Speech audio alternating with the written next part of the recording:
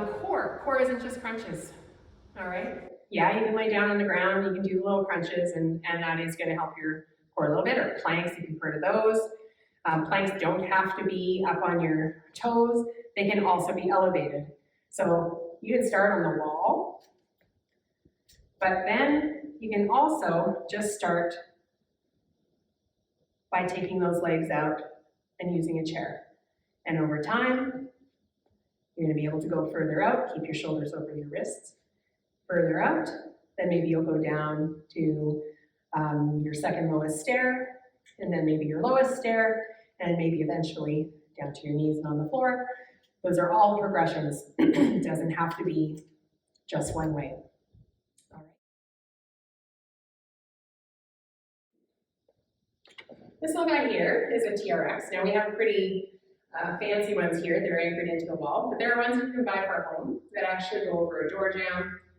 Excuse me, or have a little hook. I'm post-COVID recovering, so humor me, I'm still lingering. So the beauty of these is that they help to offset some of the weight load. So you can adjust by how close or far you are from the wall, you actually can adjust how difficult it is. So if you want, let's say, a back row to be easier, you step far away, and there's your back row. As you get stronger, your feet get closer, and it gets a little harder because more of your body weight is now being used as resistance. All right, and it increases depending on where your body is. Nice thing about squats is that you can use this lovely apparatus to help hold you up.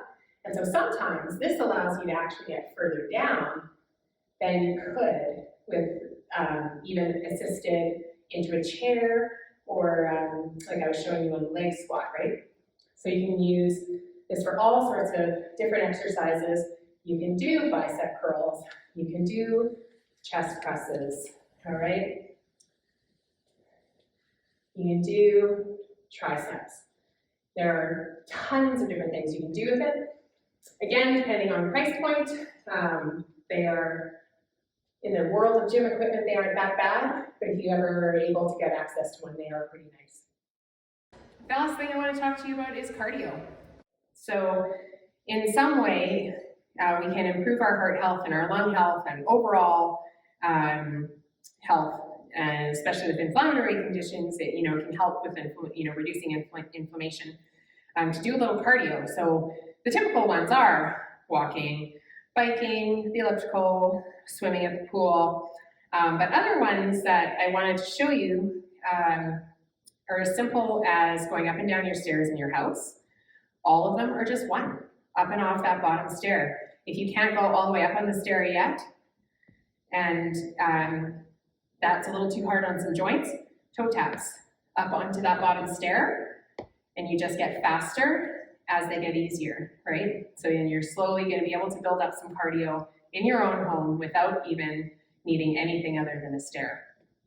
Another fun thing I wanted to show you, there's this fun class called Pound that has some really great beginner abilities, and it's all done to the music.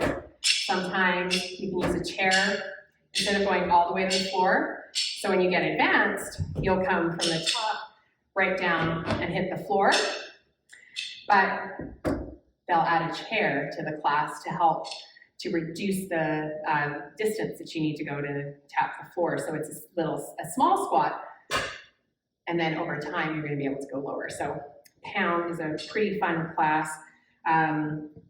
Some classes will actually incorporate the ball, and you'll actually hit the ball, which is kind of fun. It makes it, again, it's usually timed to music. It's a pretty good time.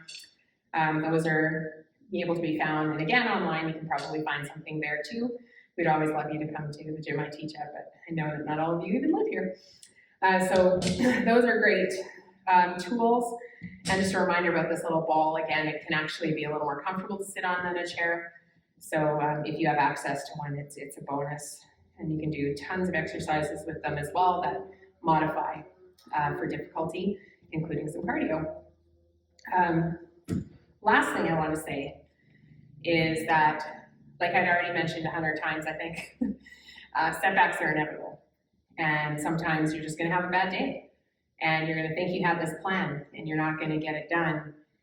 And what some of us tend to do, I used to really be like this, is that I would give it the, fine, that's it, I'm done, I'm not doing this again, and I would like go months without doing anything ever again.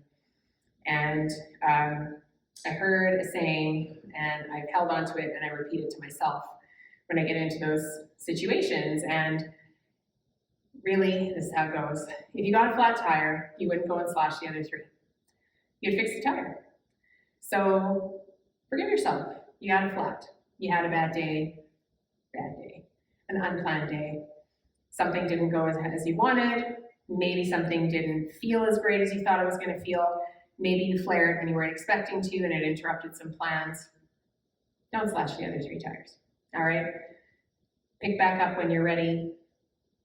Do what you can, when you can, and most of all, honor your body. Listen to what it's telling you. Pain is a stop sign, all right? Thank you for having me.